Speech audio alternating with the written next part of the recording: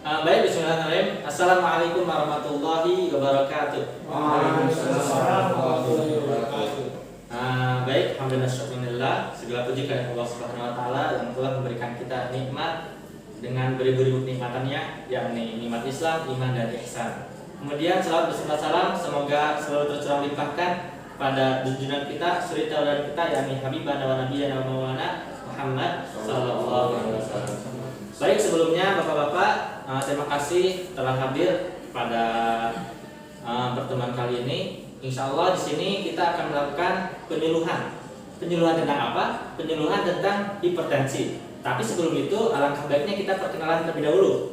Baik, sebelumnya saya akan memperkenalkan diri saya. Nama saya Muhammad Fajar Askari. Saya dari mahasiswa Universitas Aisyah Yogyakarta dari D4 Keperawatan Anestesiologi. Insya Allah di sini akan melakukan penyuluhan hipertensi yang mana durasi waktunya sekitar 20 menit. Untuk ininya, sistemnya kita akan melakukan secara ceramah, kemudian tanya jawab, dan untuk medianya, ya ini saya sudah menyiapkan PPT PowerPoint supaya nanti bapak-bapak bisa melihat dengan jelas yang sudah saya ringkas dengan seringkas-ringkasnya. Baik, alangkah baiknya sebelum kita melaksanakan penyuluhan, kita membaca basmalah terlebih dahulu. Bismillahirrahmanirrahim. Baik Bapak-bapak, sekarang mari kita simak PPT yang sudah saya ringkas dan yang sudah saya siapkan. Semoga dengan saya menampilkan PPT ini dapat menambahkan wawasan pada Bapak-bapak mengenai hipertensi. Baik, mungkin ini adalah PowerPoint yang sudah saya siapkan. Di sini apa itu hipertensi? Baik, kita masuk kepada slide yang pertama, yakni hipertensi. Hipertensi adalah nama lain dari tekanan darah tinggi. Tekanan darah itu sendiri adalah kekuatan aliran darah dari jantung yang mendorong dinding pembuluh darah arteri. Dan juga hipertensi adalah kondisi di mana tekanan darah lebih tinggi dari 140/90 mmHg, yang mana merujuk pada bacaan sistolik ketika jantung memompa darah ke seluruh tubuh. Dan juga seperti yang kita ketahui, sistolnya yakni lebih dari 140 mmHg dan diastolnya lebih dari 90 mmHg. Kemudian masuk kepada slide selanjutnya, yakni penyebab hipertensi. Nah, di slide ini penyebab hipertensi terbagi menjadi dua. Yang pertama hipertensi primer dan yang kedua yakni hipertensi sekunder. Hipertensi primer adalah hipertensi yang penyebabnya belum diketahui dan merupakan 95% penyebab dari tekanan darah tinggi. Kemudian ada beberapa faktor risiko yang meliputi riwayat keluarga yang terkena penyakit, suku atau ras, kegemukan, merokok, kandungan lemak atau garam yang tinggi dalam tubuh. Itu untuk hipertensi primer. Kemudian untuk hipertensi sekunder, yakni hipertensi yang penyebabnya sudah diketahui dan merupakan 5% penyebab hipertensi. Hipertensi sekunder dihubungkan dengan suatu penyakit, misalnya gangguan pada ginjal, penyakit ginjal, endokrin, gangguan metabolisme, gangguan sistem saraf pusat, dan gangguan pembuluh darah besar.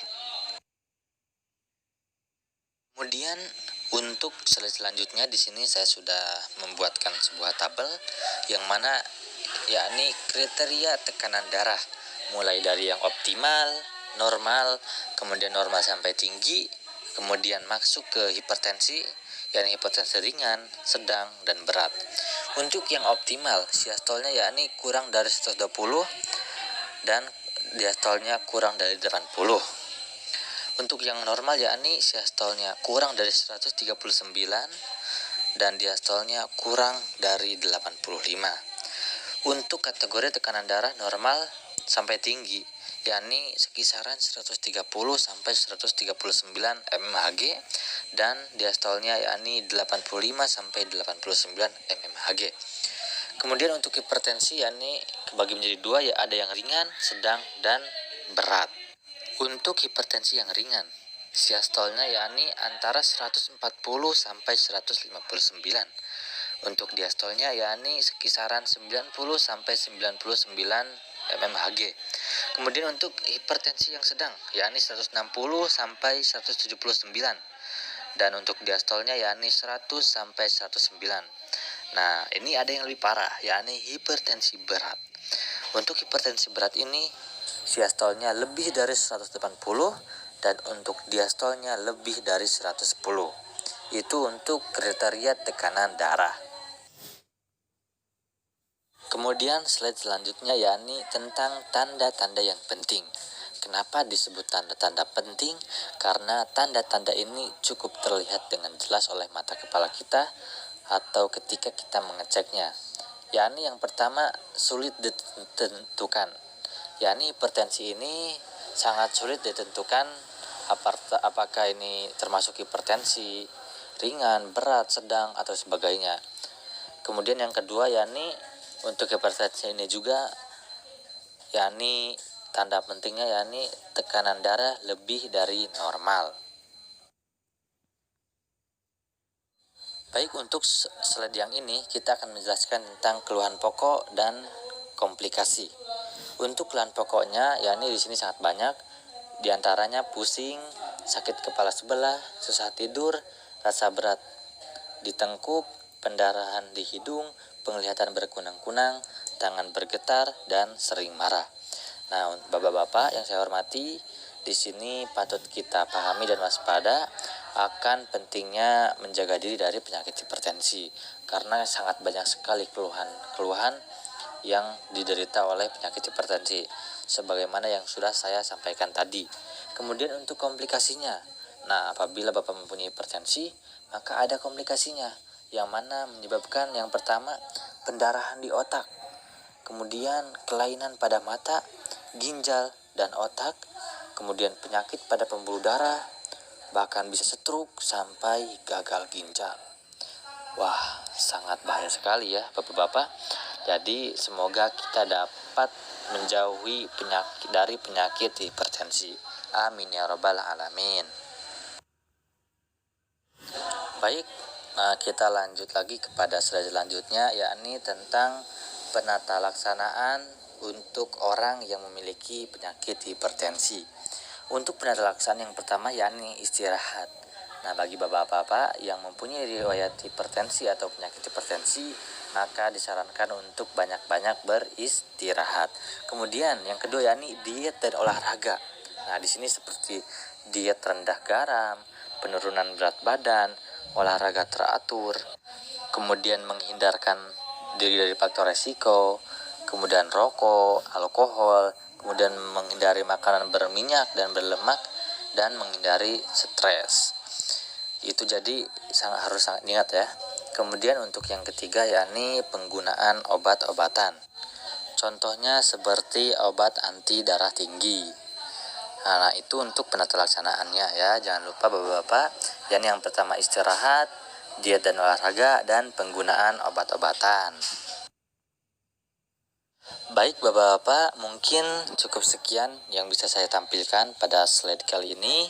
Semoga yang saya sampaikan dari PowerPoint yang saya tadi tampilkan dapat bermanfaat bagi bapak, khususnya bagi bapak-bapak, umumnya bagi kita semua. Amin ya rabbal alamin. Baik bapak-bapak yang saya hormati, mungkin cukup sekian materi yang sudah saya tampilkan.